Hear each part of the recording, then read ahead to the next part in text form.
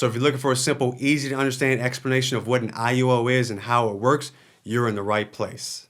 And don't get me wrong, I do believe it's important for you to understand the product and how it works and all the details, but I think all of that's irrelevant if you don't even have a foundation of at least understanding of what the product is, how it works, and what you should be looking for on the positive side and on the negative side. So for starters, IUL stands for Indexed Universal Life. All it is a form of life insurance. So what life insurance does is you pay an insurance company a premium every month, quarterly, annually, semi-annually, whatever, and they agree that if you were to die, they're going to pay your beneficiary a tax-free death benefit. Simple as that. You make your premium, you die, they're going to pay your beneficiary a sum of money. Now, when it comes to life insurance in general, it's separated into two different categories. On one side, you have term insurance. So term insurance is a policy that's going to last 10 years, 20 years, or even 30 years. That's it. Now, the great thing about term insurance is that it's cheap and affordable because it is only temporary insurance, which means if you get a 20-year policy and you live past 20 years, the policy is over. So there's no refund. In most situations, there's no refund unless you're paying for a refund. But in most situations, there is no refund. It just is what it is. You go your way. The insurance company goes their way. I mean, obviously, you can renew, which just means you're getting a brand new policy. So it's not like you're renewing the same policy. You're just starting from scratch all over again. And there's actually like a high 90% chance that you outlive that term, which is still good because that means essentially you're still alive because ultimately you want to be alive. But from a numbers perspective or a financial perspective, you'll pay into that policy and there'll be no benefit on the back end. So that's in a nutshell term insurance. And again, people get it because it's affordable. You can get a large death benefit and it's not going to be as expensive as the second type. So the second type of insurance is what's called permanent. So permanent goes to age 121. That's what they consider permanent. And most policies go to age either 100, but most go to age 121 nowadays. But that's what they consider permanent.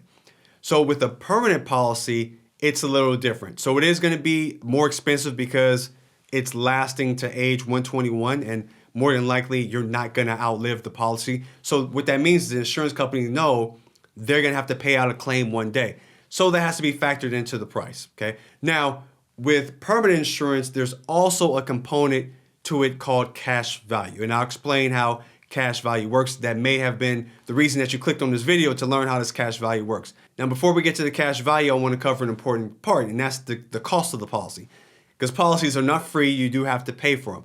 So there is going to be a general cost to keep that policy in force, right? Now, inside that cost is going to be subdivisions of different costs, right? So I tell people it's kind of like if you go to a mechanic and you get your car repaired and the mechanic says, hey, it's going to be $300.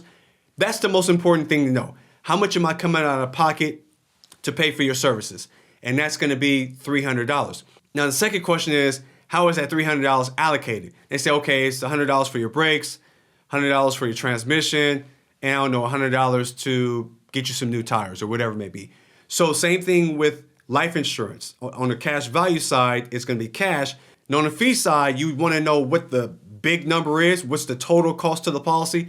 And then secondary, you want to find out exactly where those costs are coming from. You may care, you may not care. Some people just want to know like, well, I'm putting in this, how much is going to fees, right? Teach his own, right? But those are the two ways you want to look at it. Same way you going to a mechanic, you want to know the total cost and then the breakdown of the total cost.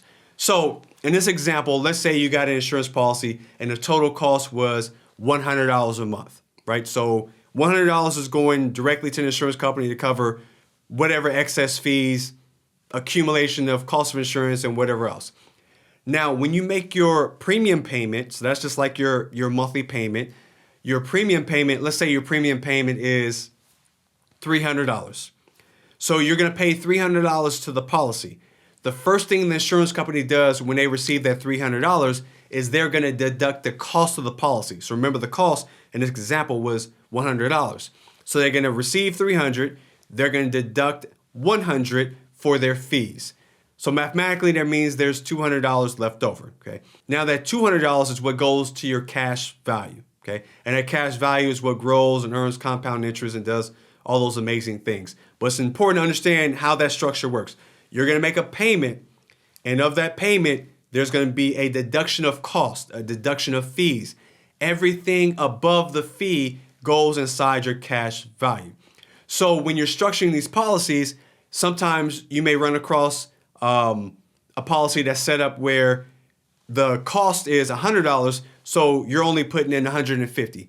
Now that means only $50 is going towards the cash value, given those numbers don't change. Let's just assume those numbers don't change. Now, if you put in more, that means more money is going to your cash value.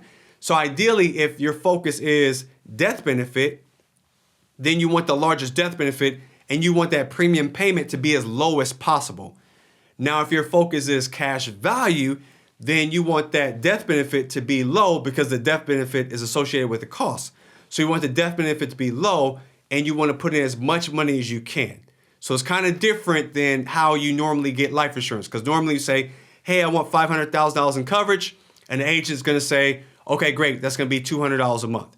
This is the opposite. You're going to say, how much can I put in a month? And based on that monthly amount, then your agent will do the back engineering to figure out what's the smallest, most efficient cost of insurance to get you so that we can maximize every dollar you're putting into that policy. So let's say the cost is still $100, but you decide to put in $500. Now, what that means is now $400 is going to your cash value, and that's what's going to grow and earn compound interest over time. And that number's flexible. You're not locked into whatever you choose. If you start off with 200 and you raise it to 3, then raise it to 5, you can raise it back to, not raise it, you can lower it back to 2, and so on and so forth. So it is flexible when it comes to the premium. But that's the structure of it. You have a fee and you have a cash value.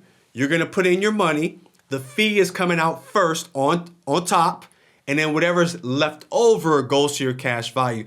So if you're focused on cash value, you want to put in as much money as humanly possible so that you can maximize the cash value to its fullest potential. So now you have a general understanding of the fee structure and the overfunding of the cash value. Next, we want to talk about how does that cash value move? What is it actually invested in? So your cash value is going to be following an index. So I'm just going to use one index because it's almost in every policy you run across, and that's the S&P 500. So the S&P 500 is just an accumulation of the top 500 U.S. stocks, the U.S. companies, right? So collectively, you put, you got the Apple, Google, Walmart, Costco, all of them, all 500. Collectively, what they do is the S&P 500. Now, what this index does, your cash value is not invested in the market, but is following the market. It's tied to the market. All that means is that if the market were to go up, the index that you're actually in will mirror that, and you will get that amount credited to your cash value. So if the market went up 5%, then you should expect a 5% credit towards your cash value that particular year. Now, there is a cap. So there's a cap to how much you can get in a policy. Depends on the company. You'll see 9, 10, 11, 12, all the way up to 15, sometimes higher. So let's just use 10, even number. So let's say 10% is the cap. So if the S&P 500 does 5%, you'll get the 5% credit towards your index. S&P does 8%, you'll get the 8% credit towards your index. S&P does 10%, you'll get the 10% credit towards your index. If the S&P does 15%, this is important. The S&P does 15%, you're going to get 10% credit towards your index. The cap of this particular example is 10%, so you can't get more than 10% credited towards your cash value because that's the cap. Now, on the flip side, there's also a floor, meaning the S&P, even though it is the top 500 companies, they don't always move up. Sometimes it goes down. So if the market were to drop, you have what's called a floor. Floor is like the worst case scenario when it comes to the credit. And the floor is 0. In most situations, 0%. So that means if the S&P went negative 10, you're going to get 0, meaning you'll stay exactly where you left off. You're not going to lose any of your gains. So all your gains are locked in as far as performance, so it's locked in. But if the market were to perform negatively, then you're not going to get that negative credit towards or negative deduction towards your cash value. It's going to stay exactly where it is. So if you're going to visualize how the actual money is going to be moving, it's going to be like a staircase. It's going to go up when the market goes up. It's going to flatline when the market is down. It's going to go up when the market's up. It's going to flatline when the market is down. So remember, you're going to have that cap is the best case scenario, and you have the floor, which is the worst case scenario. So that's a general understanding of how the market works or how the index works, because your money's not in the market, but it's tied to the market, tied to the performance of the market, and that's where your index credits come from. Next, we want to talk about accessing money. So there's two ways to take money out of a policy. One is a withdrawal, and that's pretty straightforward. You're just withdrawing your money out. In most situations, people don't use the withdrawal method. Most people are taking policy loans, because with policy loans, you're able to access the money and all the growth and accumulation, and you don't have to pay tax on it because there's no tax on loans. So when you want money, let's say you have, $10,000 built up that you have access to inside your cash value, and you want it $5,000. All you're going to do is reach out to the insurance company and request a loan for $5,000. An insurance company is going to give you a loan for that amount using your cash value as collateral. So they're not going to take money out of your cash value. They're going to give you a loan directly from themselves, the company, but they know your cash value is collateral. Similar to like if you were to take money out of your house, technically there's no money in your house, but your house has a value to it. So if you were to take a line of credit, the bank's going to give you the money because they know your value is worth it. If you don't pay back the loan, if you default on the loan, then they can come claim the money from your house. Same thing with the insurance company. They're going to give you the loan because they're looking at the balance sheet and they can see you clearly have enough money to cover that loan. In worst case scenario, you didn't pay it back. Which brings me to the next point. Now, when you take that loan out, the insurance company is going to charge you an interest rate. It could be, it could be 2%, it could be 4%, it could be 5%. But you want to check with that company before you take the loan out. And at the same time, you're also going to be getting an interest credit. Because remember, you technically didn't take your money out of the cash value. So that money's still parked inside your policy, earning whatever interest is. Whether it's a fixed rate, whether it's not fixed rate, just know that you're going to be charged interest from the insurance company, but you're still going to be earning your interest credit inside your cash value because you technically didn't take your money out of the cash value. And then lastly, what happens when you die? So let's say you borrow money against your insurance policy and you died with an outstanding loan. So in that example I gave you, you had $10,000 of cash value. You borrowed $5,000, okay? Now, let's say you were to die at that point. What happens is the insurance company is going to take that $10,000, pay themselves back, repay the loan back, and then whatever's left over is going to be added to your death benefit, and that's going to pay out to your beneficiary income tax free. Okay, so remember, you have your cash value, and there's also a death benefit. So let's say your death benefit was $100,000.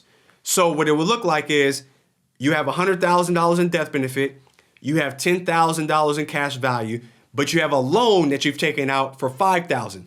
So they're going to take $5,000 of that $10,000, pay themselves back, and that remaining $5,000 gets added to your death benefit. So that $105,000 in total death benefit will now pay out to your beneficiary income tax free.